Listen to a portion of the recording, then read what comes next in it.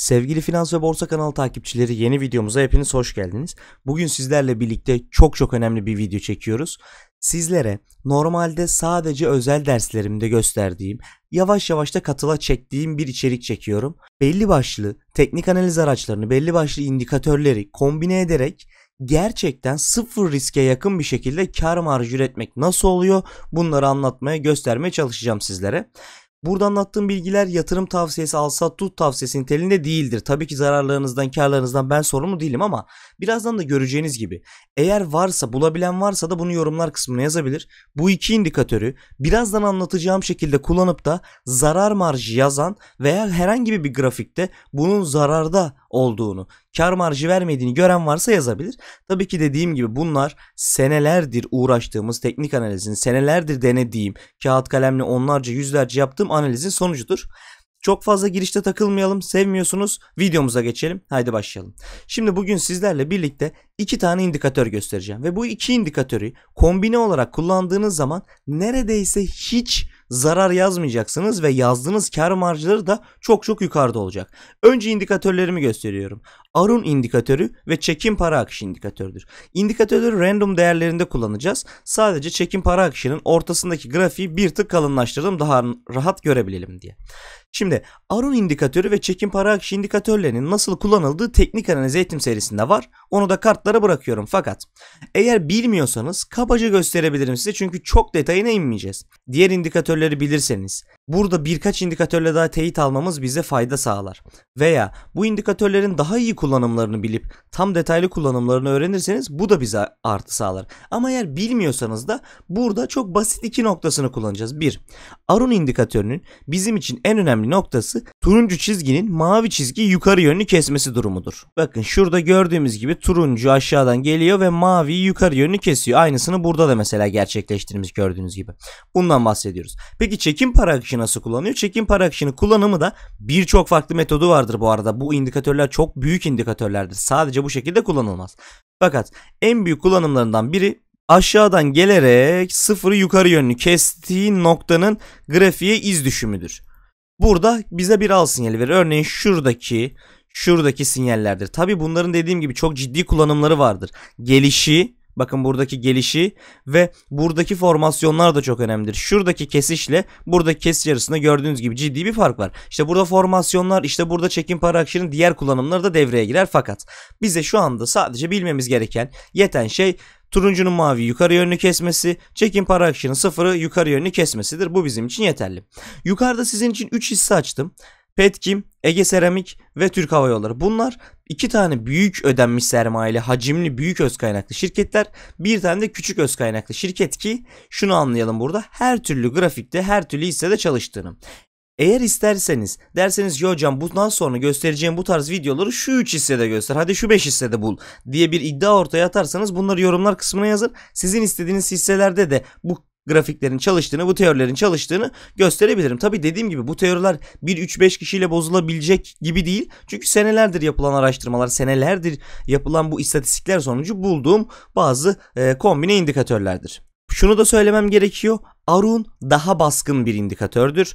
Bu yüzden ilk önceki sinyalimizi Arun'dan alacağız. Şimdi örneklerini gösterirken bunu sizlere söyleyeceğim. Videoyu atlamadan sonuna kadar izlemeyecekseniz bence şimdi kapatın. Elinize kağıt kalem alıp da not alarak gitmeyecekseniz şimdi kapatın çünkü çok önemli hayati bilgiler veriyorum. Dediğim gibi bunlar katıl veya özel derse özgün içeriklerdir sadece. Şimdi bakalım Petkim hissesine geldik. En başından açalım. Petkim hissesinin bize verdiği ilk al noktası Arun indikatörünün şu seviyelerde kesiştiği noktadır. Bakın en dip seviyeden aldırıyor.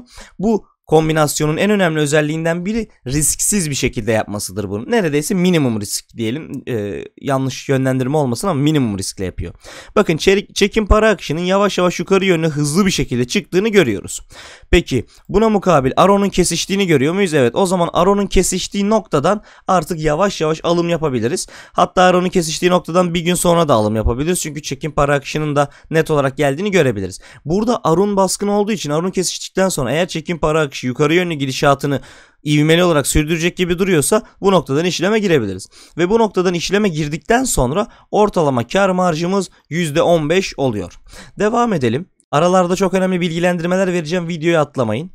Şu noktada mesela bakın, bu nokta aslında çekim para akışı ne kadar hacimli bir şekilde ilerliyor değil mi? Gördüğünüz gibi çekim para akışı inanılmaz hacimli bir şekilde ilerliyor. Sadece çekim para akışına göre işlem yapsaydık bu nokta bize al verecekti. İkili kombine yapmanın en önemli şeylerinden birinden bahsediyorum. İkisi aynı anda al verirken alacağız. İşte kombine olduğu için bazı noktalarda bize aldırmayarak önlüyor. Şu noktada baktığımızda çekim para akışı inanılmaz hızlı çıkıyor ve bir al sinyali olarak görüyoruz ama şurayı incelediğimde herhangi bir turuncu mavi kesişmesi yukarı yönlü göremiyorum. Hatta burada sat görüyorum. Bu yüzden bu hisseyi almıyorum ve şuradaki inanılmaz düşüşten kurtulmuş oluyorum aslında.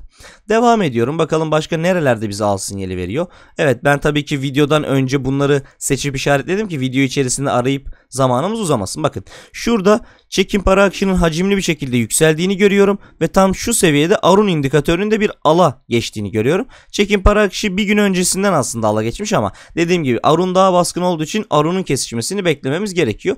O da şu seviyeye tekabül ediyor ve bu seviyeden itibaren yukarı yönde %30'luk, hadi kademeli alım kademeli satımla %25'e indirdiğimizi düşünebiliriz. Bir başka önemli nokta veriyorum. Satmak için nereyi bekleyeceğiz? Sat konumu için tamamen size bırakıyoruz bunu. Çünkü kademeli satım yaptığınız sürece yüksek kar marjlarına sahip olursunuz ve bu iki indikatör sat konumu için çok iyi indikatörler değiller. Bu yüzden dediğim gibi sizi doğru yerden, risksiz yerden, kesin yükseleceği yerden hisseyi aldırıyor. Fakat nerede satacağına size kalmış. İster %5'de, ister %10'da, ister %20'de sattın. Ama burada açgözlü olmadan kar realize ederek kademeli olarak gidin. Çünkü bu iki indikatör sat için iyi indikatörler değil. Eğer doğru yerden nasıl satarımı soruyorsanız bunları da size farklı 2-3 indikatör kombinesiyle gösterebilirim. Petkim için son örneğimize geldiğimiz zaman şunu görüyoruz burada. Bakın Arun indikatörü yine kesişmiş. Burada çekim para akışı yine kesişmiş. Ve ben buradan işleme girersem ortalama %20'lik bir kar marjı elde etmiş oluyorum. Tabi kademeli nerede satacağını size kalmış. Petkimi kapatıp Ege Seramik'e geçiyorum.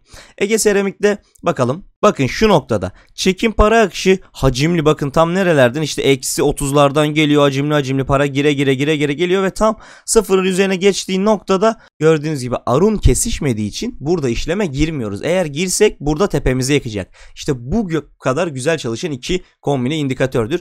Dediğim gibi tekrar ifade ediyorum. Bunlar özel ders ve katıl serisidir. Sizler için ücretsiz paylaşıyorum. Bu yüzden bu videoya inanılmaz derecede beğeni, abone olma, zil bildirimi açma, yorumlar kısmında sizin teşekkürlerinizi veya işte yorum eleştirilerinizi bekliyorum ama bu içerikleri sahiplenmez veya çok izlenilmezse bu içerikleri tekrar atmam.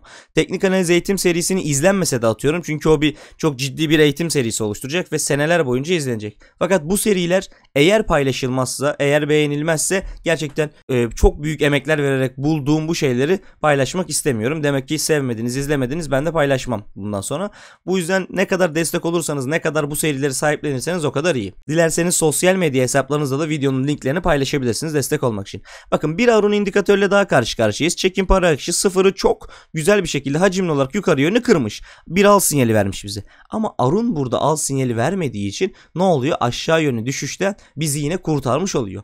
Peki bakalım Ege Seramik'te çalışan bir noktası yok mu? Tabii ki var. Şöyle baktığımız zaman çekim para akışı yukarı yönlü bir çıkışı bize şu sinyalini şurada veriyor. Aslında bakın burada da bir sinyal veriyor ama bu sinyalde daha Arun kesişmedi. Bir sonraki sinyalde Arun kesişiyor. Ben buradan işleme giriyorum. Buradan işleme girdikten sonra yukarıda işte %100'e yakın bir %80'e yakın bir kar marjıyla karşı karşıya kalıyorum. İnanılmaz güzel. Son noktamıza gelelim. Ege Seramik için yine çekim para akışı yukarı yönlü bir kesişme yapıyor. Fakat burada bana Arun sakın alma diyor ve burada şu düşüşten beni kurtarmış oluyor yine. Türk Hava Yolları hissesine gelelim, bir de orada inceleme yapalım. Ne görüyorum? Burada Arun'un kesiştiğini görüyorum. Benim için öncelik Arun'du. Arun kesiştikten sonra hiçbir sıkıntım yok. Çekim para akışı da aynı noktada tam kesişmiş. Mükemmel diyorum ve şu seviyeden işleme girdiğimi düşünüyorum. Kademeli aldım ortalama, kademeli sattım. Burada %20'lik bir kar marjını birkaç hafta içerisinde elde ettim. Evet, devam ettiğim zaman şurada bakalım kısa vadede de güzel bir kar marjı göreceğiz. Nedir? Çekim para, önce Arun indikatörüne bakıyorum. Arun indikatörü burada yukarı yönlü çıkışa başlamış. Burada yeni bir tüyo daha göstereceğim. Arun kesiştikten sonra çekim para akışı da yukarı yönlü kafasını kaldırdıysa benim için işleme gir sinyalleri başlamıştır. Bakın Arun burada kesişmiş ve bana işleme gir demiş. Birkaç gün bakıyorum çekin yatayda gidiyor. Tam şu 18 Şubat'tan sonra çekin yukarı yönlü ilk sinyalini oluşturmuş ve ben artık ya burada ya da bir sonraki çekinde işleme girmem gerekiyor. Tam şu noktada işleme girsem, yani tam çekinin sıfırı kestiği noktada girsem benim buradan elde edeceğim kar marjı strateji ortalama %15 ama dediğim stratejiyle %20'ye çıkartabiliriz bunu. Evet, Türk Hava Yolları hissesindeki son örneğimize de geliyoruz. Daha fazla örnek yapmamı isterseniz bir sonraki seride eğer tutulur beğenirse bir sonraki seride daha fazla örnek de yapabilirim ama çok fazla kafanızı ağrıtmamak, ana ham kısmı vermek için bunları söyleyeceğim. Evet, Türk Hava Yolları hissesinde yine Arun'un şu seviyede kesiştiğini görüyorum. Aslında dediğim gibi çekim para akışta burnunu yukarı doğru kaldırdığı için şu seviye benim için al seviyesidir. Ama teyit için bir gün daha bekleyebilirim ve o da bu seviyelere getirir beni. Şu seviyelerden işleme girmiş olurum. İlk kısa marjda %20'lik bir kar marjı, eğer devamını beklersem %45'lik bir kar marjı benim olmuş oluyor. Gördüğünüz gibi indikatör eğer ki zarar oluşturacaksa bu iki kombine indikatör bir tanesi hayır diyerek, özellikle Arun burada hayır diyerek çekim para akışını kesiyor ve zarar oluşturma imkanı neredeyse sıfıra yakın oluyor. Eğer aranızda zarar oluşturduğu anları bulabilen olursa lütfen yorumlar kısmına yazsın ki bunu ben de göreyim. Ama dediğim gibi büyük araştırmalar sonucunda bu indikatörlerin illaki zarar yazdığı kısım oluyordur ama bu belki %1'e %99, %5'e %95 şeklindedir. Çok iyi, güzel iki kombine indikatörden size bahsettim. Çok yüksek kar marjlarını neredeyse sıfır riskle veren iki kombine indikatördür. Videomuzun sonuna geldik. Anlamadığınız kısımları yorumlar kısmına belirtebilirsiniz. Videomuzu ne kadar, serimizi ne kadar sahiplenirseniz bir sonraki o kadar daha çabuk şekilde, o kadar daha iyi şekilde gelecektir. Kanala abone olup beğeni atarsanız, zil bildirimlerini açarsanız beni çok mutlu edersiniz. Desteklerinizi bekliyorum. Katıl ve özel dersle ilgili bilgi almak için mail adresimi kullanabilirsiniz. Bir sonraki videoda görüşmek üzere.